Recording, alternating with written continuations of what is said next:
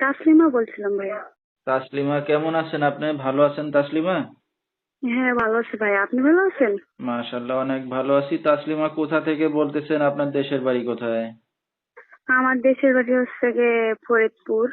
আচ্ছা, আমি ফরিদপুরেই থাকি। ঠিক আছে। তাসলিমার কে কে আছে ফ্যামিলিতে বর্তমানে? আমার ফ্যামিলিতে আমার মা আছে আর আমি আছি। আচ্ছা, মা মেয়ে, ছোট্ট ফ্যামিলি। তাসলিমা, কি করেন এখন আপনি? আমার আম্মু আগে বাসা বাড়িতে কাজ করতো, সে এখন করতে পারে না। এখন সে অসুস্থ, বাসায় থাকে। এখন ওনার কাজটা আমি করি। ঠিক আছে। তো আপনার বিয়ে শাদী হয়েছে কিনা তাসলিমা?